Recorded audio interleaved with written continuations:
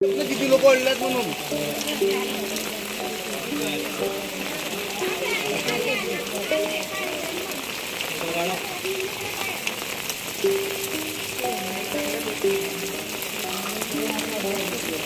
त्यांनाही बोलवा, त्यांनाही बोलवा, त्यांनाही बाहेर बोलवा. हाताला म्हणा सर्वांनीच बाहेर निघा म्हणा. म्हणजे किती लोक आहेत ते दिसल्या पाहिजेत ना.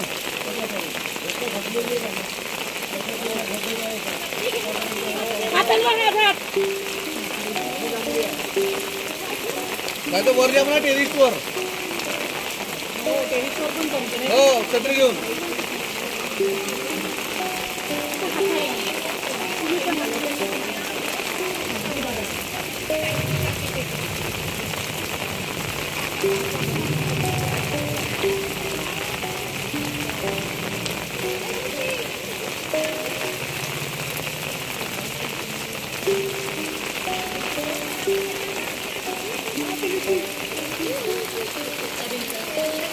नमस्कार मित्रांनो, आपण आज भंडारा एक्सप्रेस या डिजिटल व्यासपीठावर आलेलो आहोत.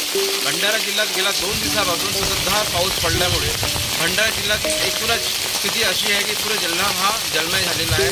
त्यामुळे भंडारा जिल्ह्यातील एकूण जे गावाचे रोड आहे हे पूर्ण पाण्याखाली आलेले आहेत. यातच भंडारा शहरात हा जो मुख्य शहर असलेल्या या ठिकाणी अनेक दिवसापासून काही लोकांची समस्या ही आहे की पाणी यांच्या घरात शिरते. असंच या भंडारा शहरातील 2 ते 5 कुटुंब हे पाण्याखाली अडकले आहेत. मी आपल्या कॅमेरामॅनला सांगितलं की जे कुटुंब अडकलेले आहेत त्यांना हे दाखवावे आणि जेणेकरून प्रशासनाला खबरून झाले पाहिजे. जिल्हा प्रशासनाने या परिसरातील अनेक नागरिकांनी अनेकदा निवेदन आणि तक्रार देऊनही जिल्हा प्रशासन अद्यापही जागृत झालेलं नाही. त्यामुळे या जिल्हा प्रशासनाचे अनर्थमुळे या परिसरातील सर्व एकूण 300 नागरिक यांना या पाण्याचा फटका बसलेला आहे. आणि यासोबतच या परिसरातील नागरिकांनी चेतावणी दिलेली आहे की जर अशी परिस्थिती राहिली तर हे जी परिस्थिती कमसे कम 100 लोक जलसमाधी हे आंदोलनाची इन्फ्लुएन्स झाला आहे. यासोबत आपल्यासोबत काही लोक जुळलेले आहेत या परिसरातील नागरिक. यांच्यावर आपण जाणून घेऊ की काय यांची समस्या आहे आणि यांच्या काय आंदोलनाचे पवित्र आहे. तुमचं नाव सांगा आणि काय तुमच्या परिस्थिती आणि किती ते झाले याची परिस्थिती आहे. मी मनीषा भांडारकर.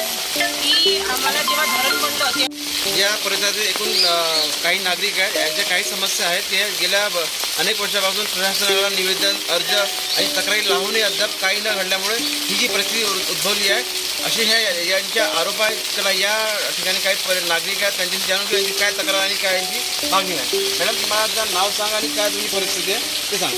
मी भोजापूर निवासी मनीषा भांडारकर. आणि भोजापूरमध्ये आम्ही जेव्हापासून लढाईला सुरुवात केलेली आहे तेव्हापासून त्याच्या अगोदरपासूनच जेव्हा धरण बसलं तेव्हापासूनच हे बाधित क्षेत्र होतं. आणि काही जागा घेतलेली आहे सरकारनी VIDCनी आणि काही जागा ही सोडलेली आहे. आम्ही त्याकरिता नेहमी ॲप्लिकेशन देत आहोत. तरी पण शासनाने कलेक्टर साहेबांनी पण 3 वेळा आदेश दिला आहे VIDCला की इथून हे लोकांना हटवून यांचं स्थलांतर करण्यात यावं. पण तरी पण त्यांच्या शब्दाचा पण अवहेलना झालेली आहे. कुठंतरी आम्हाला वाटते की अधिकारीसुद्धा आता काम करत नाही आहेत आणि ह्या अधिकाऱ्यांनाच ताळ्यावर घेतलं पाहिजे. आणि आज आम्ही असा निर्णय घेतलेला आहोत की इथे आम्ही जलसमाधी करणार आहोत. आणि संध्याकाळी आमच्या जशा झोपी उडवल्या आहेत एवढ्या वर्षांनी आम्ही झोपी उडवलेल्या आहेत तर आम्ही पण शासनाच्या झोपी उडवणार आहोत आणि अधिकाऱ्यांच्या झोपी उडवणार. यांचं काहीतरी उघडं पडायला पाहिजे आणि शासनाला डोळे उघडले पाहिजे. आमच्यावर जो अन्याय होत आहे हे त्यांच्यावरही झालेलं पाहिजे म्हणून आम्ही हे धोरण आत्कारलं आहे. बोला. भोजापूर येथील रहिवासी असून संबंधित VIDCने आमच्या फक्त छळ केलेला आहे. अगोदर 2024मध्ये यांनी नकाशा काढला आमच्या पोलीस क्षेत्राच्या. त्यामध्ये 246 लेवलमध्ये आमचा सगळा एरिया येत होता. परंतु आता एक नवीन अधिकारी आले त्यांचे तुरखेडे म्हणून. आता तुरखेड्याच्यावर आदेशाने त्यांच्या आदेशाने सगळं टोटल त्यांनी नकाशा बदलवून आमच्या टोटल क्षेत्र त्यांनी 246 मीटरच्या वरती दाखवलेलं आहे. तसे आमच्या डॉक्युमेंट्सनी त्यांनी छेडछाड केलेला आहे. आणि परंतु 1994, 95, 96 आणि 98च्या अधिसूचनेनुसार भोजापूर येथील 20.62 हेक्टर जागा यांना संपादित करायची होती. परंतु 2016-17पर्यंत त्यांनी प्रत्यक्षात 12.55 हेक्टर जागा संपादित केलेली आहे आणि बाकीची जशी आहे तशी सोडून येते. त्यामध्ये हे आमच्या मागील क्षेत्र आणि आमचे क्षेत्र हे त्याच्यामध्ये आहेत. त्यानुसार आम्ही त्यांना निवेदने वगैरे केली. त्यामुळे त्यांनी पुन्हा नवीन हे सर्वे लावलं. त्या सर्वेनुसार सगळे आमची जागा बाधित दिसत होती. परंतु नवीन जे त्यांचे कार्यकारी अभियंता आलेले आहेत त्यांनी हा नकाशा बदलवून आम्हाला सगळं लेवलच्या वरती दाखवलेलं आहे आणि आमच्यासोबत आता ते सध्या आम्हाला मारण्याच्या खाईत घातलेलं आहे.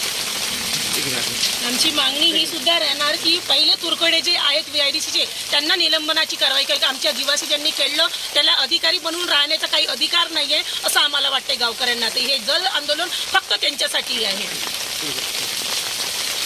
एकंदरीत यांच्यासून असा दिसतो की जे VIDCचे जे अधिकारी आहेत हे फक्त ऑफिसमध्येच काम करतात आणि वास्तविक जे परिस्थिती आहे या ठिकाणी कधी म्हणजे फिरकोणी बघत नाही. त्यामुळे त्यांना वास्तविकतेच्या जाणीव नसल्यामुळे त्या लोकांनी यांच्या ज्या डॉक्युमेंट्समध्ये हेरफेर आणि फेरफार केला. त्यामुळे यांचा जो आरोप आहे जे तुरखेड अधिकारी यांना तात्काळ प्रभावी निलंबित करण्याची मागणी याकरता यांच्या सायंकाळच्या वेळेस त्यांचा या जलसामध्ये आंदोलन आहे. मी अजय मिश्रा, शामको सोबत.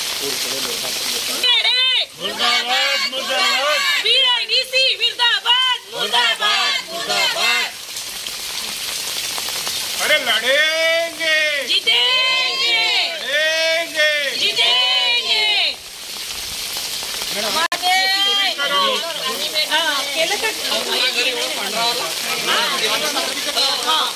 इथं बोलण्यापेक्षा ना त्यांच्या घातलेलं बरं असते मीटिंगमध्ये. हे पाण्यामध्ये आम्ही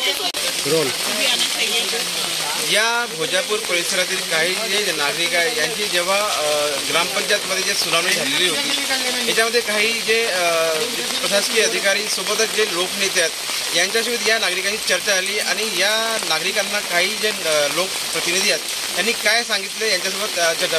मॅडम तुमचं नाव सांगा. माझं नाव वंदना दंडारे आहे. आणि काय तुमच्यासोबत जे अधिकारी आणि जे लोकप्रतिनिधी काय बोलले तुमच्यासोबत? ते कसं आहे हे पाणी हे कसं आम्ही प्रकल्प बाधित आहोत पण हे आम्हाला म्हणतात की हे वरच्या पाण्याने आहे पण हे चुकीचं आहे.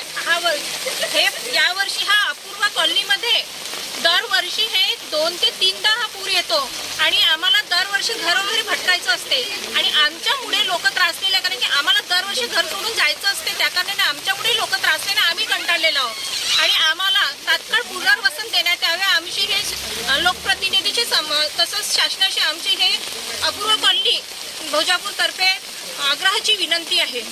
आणि आम्ही लोकप्रतिनिधी ते म्हणतात तुमचं पुनर्वसन होणार नाही कारण की इथे हे वरचं पाणी आहे. जर आम्हाला हे लोकप्रतिनिधीच असे उत्तर देत असतील तर आम्ही जायचं कुणाला? जे आमच्याकडून नेहमी निवडून येतात तेच आम्हाला हा प्रश्न करतात. तर मग तुम्ही लोकप्रतिनिधी कोणाचे? शासनाचे की हे लोकांचे? आम्हाला हा प्रश्न पडलेला आता. कोणते लोकप्रतिनिधी आहेत जे आपल्याला उलटचं उत्तर देतात त्यांचं काही नाव वगैरे सांगा म्हणजे माहिती. आता बघा नाव मी सांगत नाही. लोकप्रतिनिधीमध्ये आपल्या भंडाऱ्याचेच लोकप्रतिनिधी आहे जे आम्हाला हे असे उत्तर देतात आणि दरवर्षी टाळाटाळ करतात. आता अंगणवाडी अशी किती मोठी आहे की जिथे ते लोक राहू शकतील? मग आम्ही जायचं कुठे? दरवर्षी अन्नधान्याचा नाश होतो, आमचा घराचा नाश होतो आणि असे प्रश्न करतात की तुम्ही इथे घरं कशाला बांधले? हे आम्हाला परमिशन दिली त्या कारणाने आम्ही इथे घरं बांधण्यात आलेले आहे. आणि इथे ही परिस्थिती होती तुम्हाला माहिती आहे. आम्हाला परमिशनच नाही द्यायला पाहिजे होती की इथे घरं बांधा नको. ही परिस्थिती आहे आणि हे प्रकल्प बाधित एरिया आहे सर्वांना माहिती असून सुद्धा आता सुद्धा इथे घरं कामं सुरू आहेत आणि आता सुद्धा इथे परमिशन देण्यात येत आहे. आणि हे प्रकल्प बाधित असल्या कारणाने आमची आग्रहाची विनंती आहे लोकप्रतिनिधी आधी आणि शासनाला की ती घरं बांधण्याची परमिशन देऊ नका ना आणि आम्हाला लवकरात लवकर पुनर्वसन देण्यात यावे. दरवर्षी आमदार साहेब येतात, खासदार साहेब येतात.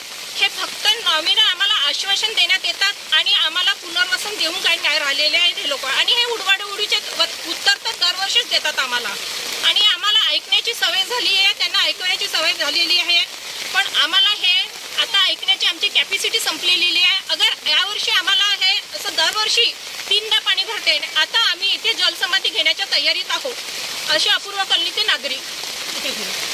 काही दिवसा अगोदर आपण जेव्हा परिणय फुकेकडे मदत मागायला गेलो होतो तेव्हा VIDCची आपण कंप्लेंट केली होती. त्यावेळेमध्ये VIDCनी परिणय फुके दादांनी म्हटलं की यांचे पुनर्वसन करा. त्यांचे PA आले होते आणि हा पूर्ण एरिया त्यांनी बघितलं होतं नकाशा थ्रू की हा बाधित आहे. त्यांनी पण म्हटलं की हा क्षेत्र बाधित आहे, तुमच्या डॉक्युमेंटनुसार बाधित आहे. पण काही दिवसानं VIDCचे पाटील सर आणि तुरखेडे सर नागपूरला त्यांच्या निवासस्थानी गेले आणि त्यांनाही म्हणाले की हा एरिया बाधित नाही आहे, यांना पुनर्वसन आपण देणार नाही ते त्यांचा मला फोन आला होता की ताई तुमचं आता पुनर्वसन नाही होणार, आपण नंतर पाहू. तर नंतरपर्यंत आम्ही मरायचं का? म्हणजे लोकप्रतिनिधी हे फक्त अधिकाऱ्यांचे असतात की जनतेचे असतात? तर हा सुद्धा मुद्दा मला मांडायचा आहे की त्यांचा पक्ष घेऊन बोलणारे लोकप्रतिनिधी हे फक्त त्यांच्यासाठी आहेत का? मग लोकप्रतिनिधी कुणाला म्हणायचं आपण? ते हे सुद्धा एक मुद्दा गेला पाहिजे आमचा शासनाला की आमचं इथं जीवन मरणाचा प्रश्न आहे आणि तुम्ही त्या अधिकाऱ्यांची गोष्ट ऐकून राहिलात तर मग कुठेतरी आम्हाला काय कोणाकडे जायचं हा प्रश्न येतो. तर मग एक तर आम्हाला मारून टाका, नाही तर मग आम्हाला इथून काढून टाका. ही तरी कमीत कमी हे करायला पाहिजे. तर ही एक गोष्ट मला सांगायची होती. फारच गंभीर परिस्थिती आहे या परिसरामध्ये. त्यामुळे या प्रशासनाने आमची आग्रहाची विनंती आहे की प्रशासनाने या परिसरातील लोकांची तात्काळ त्यांची ज्या तक्रारी आहेत किंवा त्यांची जी समस्या आहे तात्काळ मार्गी काढण्याची मागणी या नागरिकांनी केली आहे आणि लवकर लवकर यांच्या पुनर्वसन व्हावं अशी देखील यांची नागरिकांची इच्छा आहे. मी अजय मिश्रा, राकेश संतोष, भंडारा.